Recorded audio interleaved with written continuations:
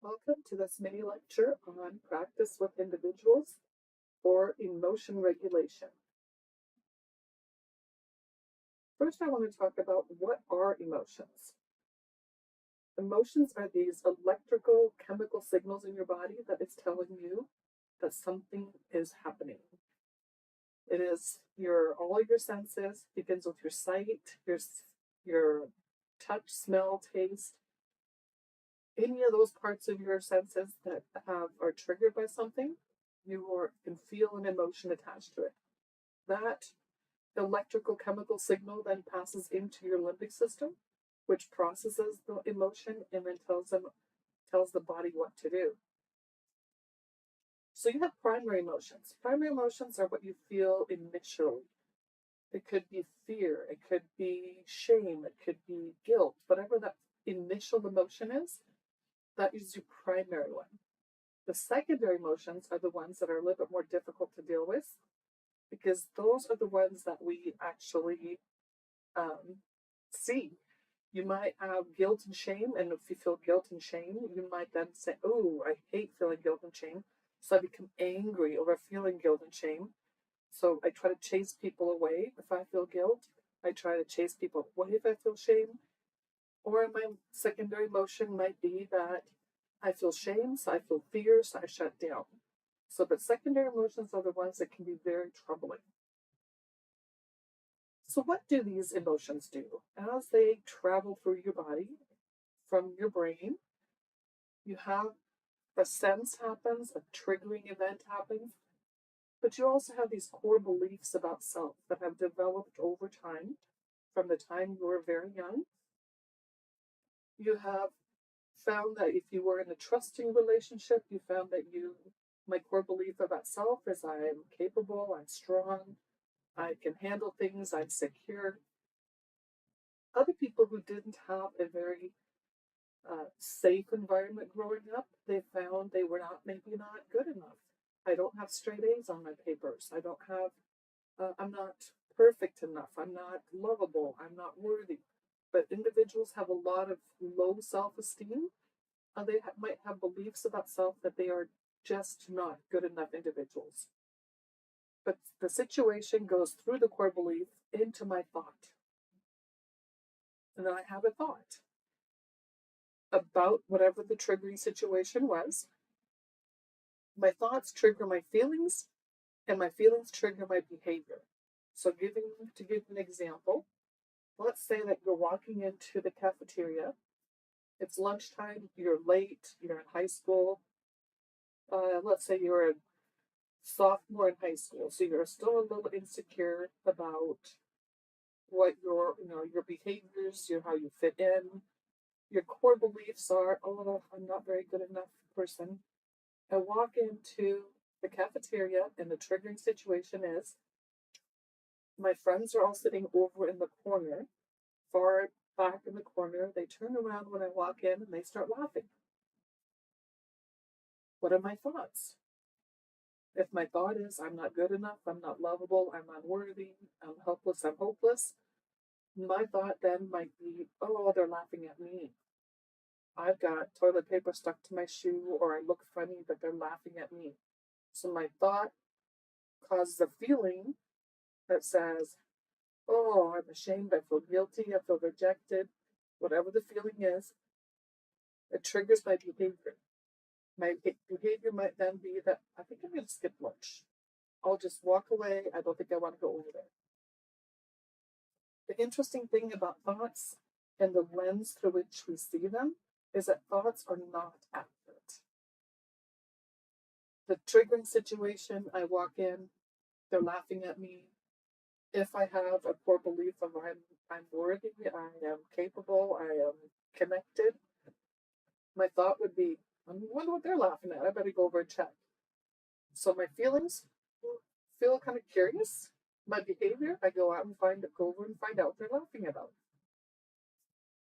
And I find they're laughing. I walk up and I find they're laughing about Susie telling the rest of the group that she had a date with a football player, and she's talking about the date and the funny things about it. And you kind of go, oh, okay, I join in the conversation. But those thoughts, like I said, thoughts are not real. They're not accurate. They are not an accurate representation of what is happening. They are just conversations that I'm having in my head that are seen through the lens of my core beliefs, but they really feel accurate. And then my feelings are very, very real because they're directly connected to an inaccurate thought, but they're very, very real. And but my feelings have caused me to do things that I might not otherwise do. So in social work, as a clinician, you can intervene with people's thoughts. You can help them change their thoughts. You can help them regulate their emotions, their affect, or you can change their behaviors. And it just depends on your client where you start. I mean, some people who are so depressed they can't hardly move. We want to start with behaviors. Let's get you up and moving because movement helps you feel better. Some people are very left brain. They want to work on their thoughts. I just need to understand my thoughts. I need to challenge my thoughts. So we start with the thoughts.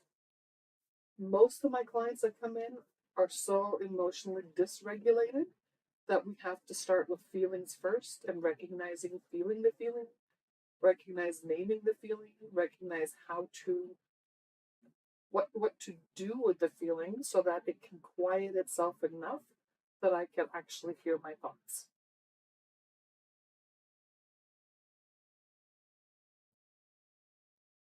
So here is a biopsychosocial theory of emotion. Our emotions, when we are born, we have they have specific characteristics. Some individuals have really really big emotions. Other people are kind of bumping along the baseline. Some people are like happy and then they're sad again. No, they're happy and then they're back to baseline, but they're not really. They don't have huge emotions. A lot of our clients they have never had anybody co-regulate their emotions. And so they have these enormous emotions that they don't know what to do with. So the biopsychosocial theory of emotion says, like I said, you are born with emotional characteristics that are very specific.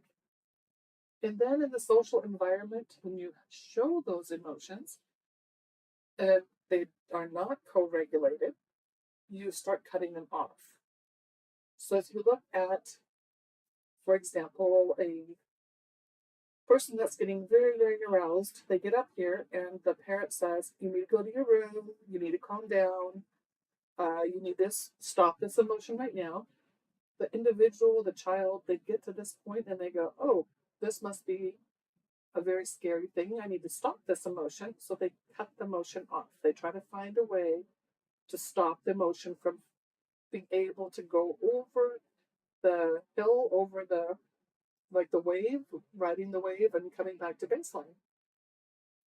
Individuals that come, they're here, they start cutting, they do all sorts of things, they harm themselves, they go eat a tub of ice cream, they do all sorts of things to stop the emotion because they have never had the experience of just really just riding the wave and recognizing that even though it's just uncomfortable, the emotion comes and the emotion goes. It never stays forever.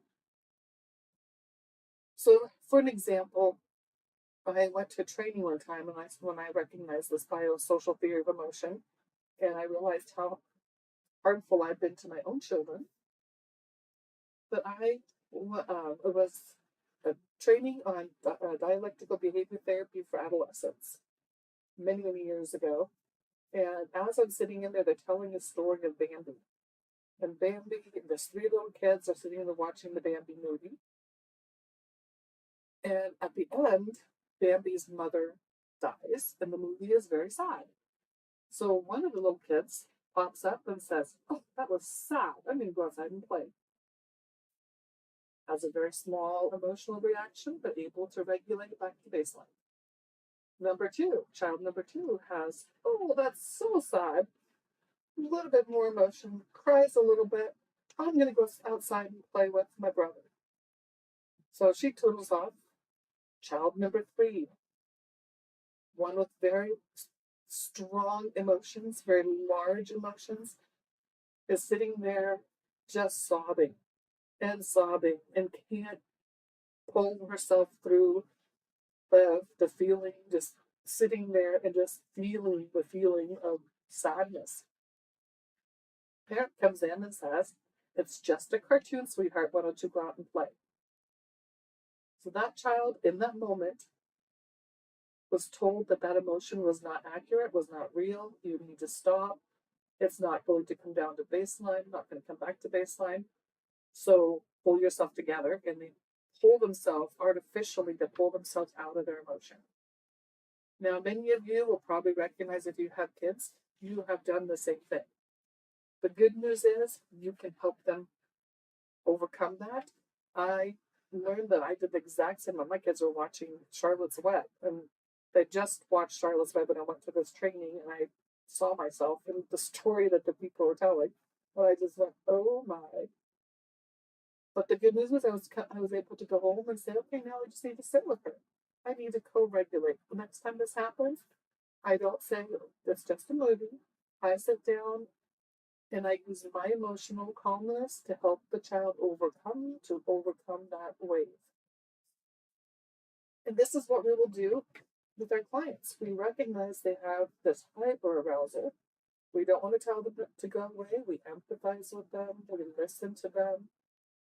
We are calm with them. And as they're able to ride the wave in session with us, they find that those emotions are not quite as scary. So I share this because I think about the cognitive triangle. We start with the thoughts, feelings, or emotions. Now, I was telling you that most of the clients that come in are emotionally dysregulated, and cognitive behavior therapy is a lot of times is focused on thinking about your thoughts, which is you have to have abstract thinking. You have to be able to be in frontal lobe, fully in frontal lobe engaged, not in the limbic system where your emotions are processed. So in this continuum here, you see in the first column, you have the sense of time, the arousal continuum, the dissociative continuum, what part of the brain is regulating in the instant that you're seeing your client. You're looking at the cognitive style, your internal state, and your IQ. So this section here, your IQ is at 120, 100 to 120. You're calm. You can be abstract thinking. Your neocortex is online. You're not dissociating. You're fully present. And you're not aroused. And you can think about the extended future. Let's talk about the situation that you guys were in before you decided to go to school.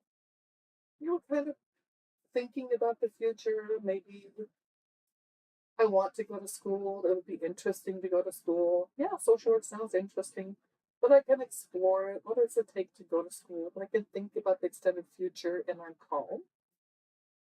Then you sign up for school, and it's the first week of school. You don't have your books yet. You don't know the professors. You're online. You don't know how to get a hold of individuals. You feel very isolated. You become more alert, and your IQ goes down. Your IQ is now, if I tested your IQ, it would be 110 to 80. That's your state of mind you're in. You're black and white thinking. I just have to get through. I have to get my books. I have to read a chapter, and I've got to do the assignments.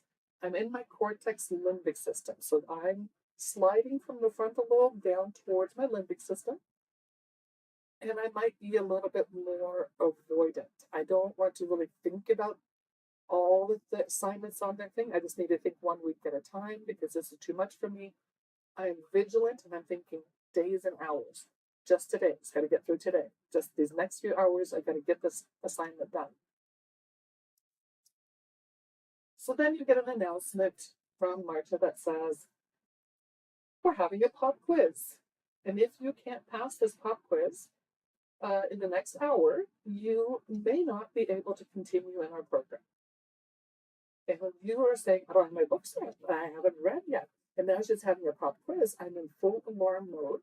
And my IQ is now between 60 and 90, which is teetering on developmentally delayed.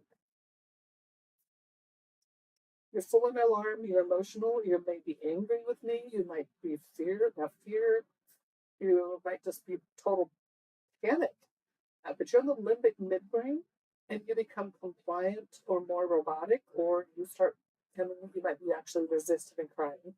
So you, you might go either way. Some people shut down, and some people just, I'm just going to do whatever I need to do. I'm just going to follow it through. I don't know what's going to happen, but I'm just going to do.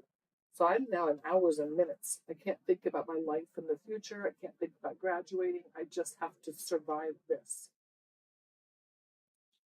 The announcement comes out that says, I'm sorry. Those of you who did not pass are now out of the social work program. I will be sending you an email that if you're not able to pass this, you are done. You are in full-blown fear mode, 50 to 70 IQ. You are reactive. You might be sending ugly emails saying, you can't do this to me. This is not fair. I'm going to challenge us. Or you might just shut down completely and not know how to function and not know who to reach out to or what to do. But you're functioning right now in the midbrain brainstem is where the images, if you look at the images of your brain, that is where the activity is. You're dissociating continuum, you are not present, and you're not fully present. You can't think straight, you can't see straight. You might be doing some fetal rocking or whatever is trying to self-soothe yourself. And arousal, you might have defiance tantrums. You might be sending emails that are saying, this is not okay, screaming, yelling, throwing fits, but you're in minutes and seconds. And obviously the terror, when it came true, you were kicked out. There is the whole thing of, I don't know what to function at all because you have no IQ. But this is a continuum that we go down. Like I walked you through from what it feels like to start the program or think about the program to what could happen. But you find that I become alert in the program, but then, okay, I can go back to calm. And then I'll go into alert state and go back to calm. But I have these stages that I go through, which are normal functioning stages, because I have to be alert to recognize the dangers or anything that is around. But once I've recognized this is not a danger, I can go back into my calm state. Now, our clients, especially those who are involved with child welfare or those who are mandated to participate in services, often are functioning in alarm/fear mode. You think about it. Somebody who's had their child taken away, they're not calm. They are throwing a hissy fit, they're angry, they're resisting, they're crying, they're having tantrums, but they are functioning in that alarm fear, and their IQ is very, very low. They are at the developmental delayed state. And the social worker comes in and says, I need you to remain calm. This is what I need you to do. You need to fix this, you need to fix this, you need to fix this, you need to fix this. They're asking them to be concrete thinkers when they are not capable of being in that situation. So as future social workers, think about what state is my client in, and how do I get them down to a place where they can hear, where they can learn, where they can be more creative about how they want their life to look, where they can even think about what they want their life to look like.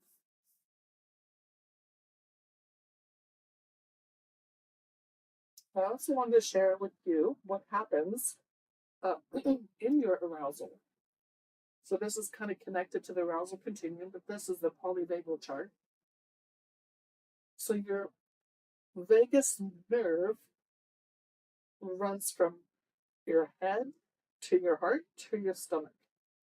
And so this is where when you sense something, you smell it, you feel it, you taste it, whatever, you have this instant arousal increase. If it is something that is feeling of fear.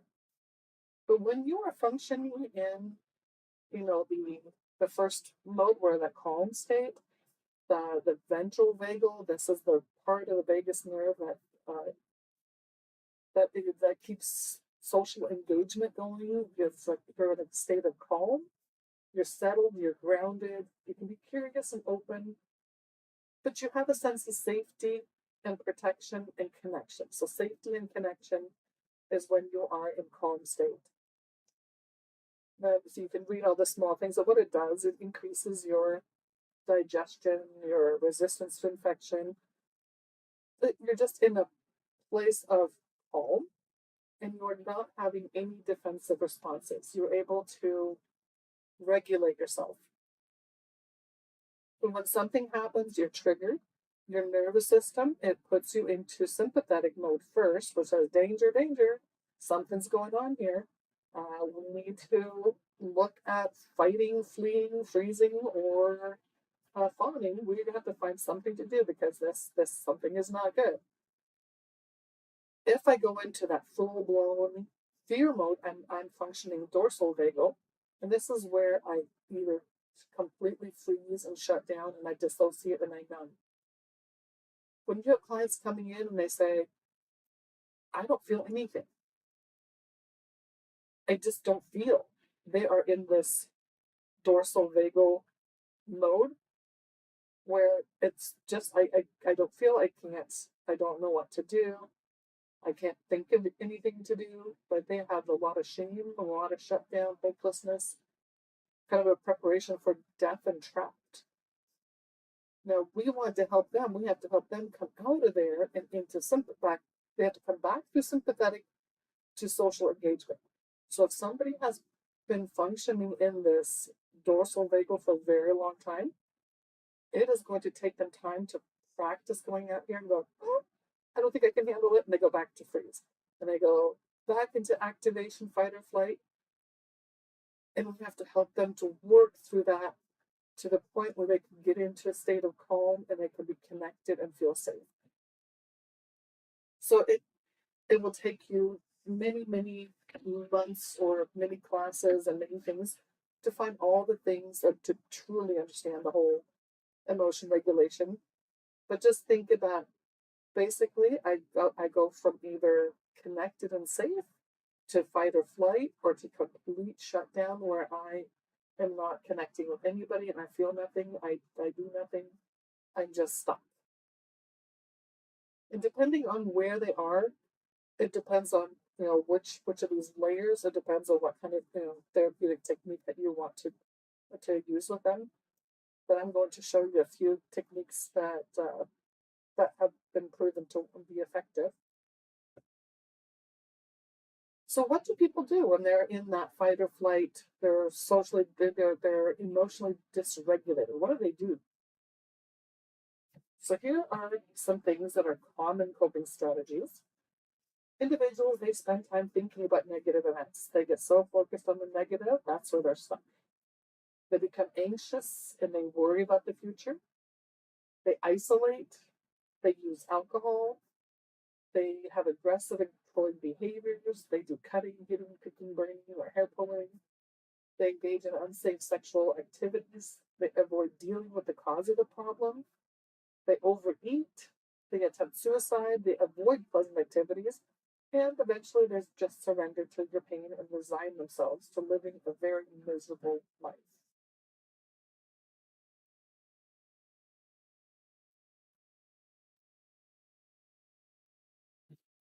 So as a clinician, you are going to teach the basic distress tolerance skills.